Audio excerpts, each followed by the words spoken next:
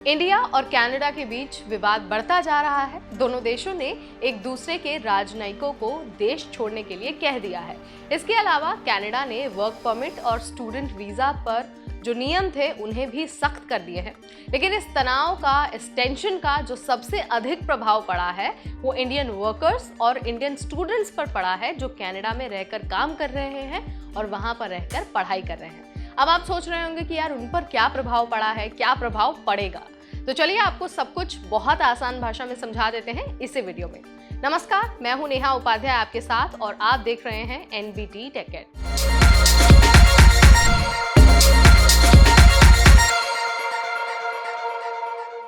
Canada में भारतीयों की आबादी 16 लाख से ज्यादा है।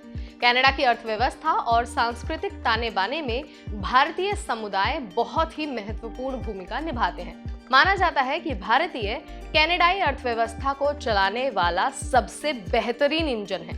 आपको बता देते हैं कि भारतीय समुदाय के लोग आईटी प्रोफेशनल्स, प्रोफेसर और बिजनेसमैन के तौर पर कनाडा की अर्थव्यवस्था को गति दे रहे हैं। इसके साथ ही जो इंडियंस हैं वो हेल्थ केयर, टेक्नोलॉजी से लेकर एकेडमिक सेक्टर में भी अपना भरपूर योगदान दे रहे हैं। अगर हम बात करें कि जो इंडियन वहाँ काम कर रहे हैं या फिर काम करने के लिए जाने वाले हैं, उन पर इस विवाद का क्या असर पड़ेगा, तो सबसे पहले हमें ये जानने की ज़रूरत है कि जो लोग ऑलरेडी वहाँ काम कर रहे हैं उन पर क्या असर पड़ने वाला है। तो देखिए, संभावित है, माना जा रहा है कि उन्हें, जो ऑलरेडी काम कर रहे हैं, उन्हें नस्लीय भेदभाव का सामना करना पड़ सकता है। इसके अलावा जो लोग काम करने के लिए जाने वाले हैं, यानी कि जिन लोगों के वर्क परमिट जारी हो गए हैं, उन्हें भी कई चुनौतियों का सामना करना पड़ सकता है।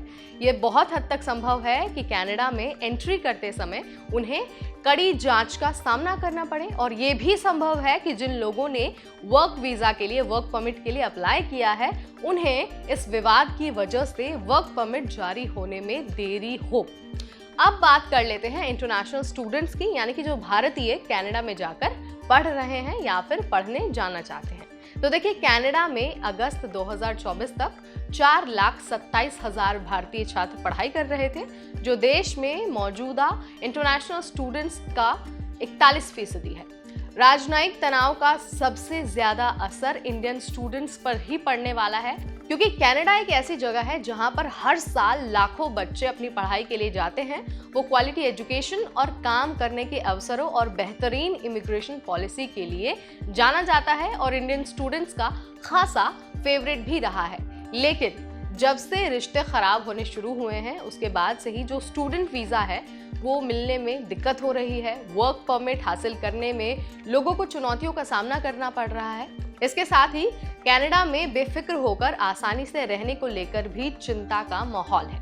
हालांकि अभी इस बात की संभावना नहीं है कि वर्तमान हालातों की वजह से स्टूडेंट्स को लेकर जो पॉलिसीज हैं उनमें तुरंत बदलाव कर दिया जाएगा, मगर जिस तरह से ये तनाव बढ़ रहा है उससे तो यही लग रहा है कि कनाडा में पढ़ने आने वाले जो इंडियन स्टूडेंट्स हैं उनकी संख्या और भी कम हो सकती है। एग्जाम्पल के लिए, पिछले साल जब पहली बार निज्जर हत्याकांड को लेकर रिश्ते खराब हुए थे, तो उस समय भी भारतीयों के एडमिशन में गिरावट आई थी।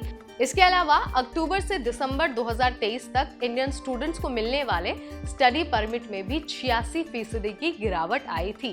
तो अभी मैंने आपको सारी यहाँ पर जानकारी दे दी है कि जो लोग वहाँ पर, जो इंडियन वहाँ काम कर रहे हैं या फिर काम करने के लिए जाने वाले हैं, जिनका वर्क परमिट इशू हो गया है या फिर जिन लोगों ने वर्क परमिट के लिए अप्लाई किया है, उन पर किस तरह के प्रभाव पड़ सकते हैं। और साथ ही मैंने आपको ये भी हाईलाइट कर दिया है यहाँ पर कि जो इंडियन स्टूडेंट्स हैं उन पर कैसा असर पड़ने वाला है इस विवाद के बाद।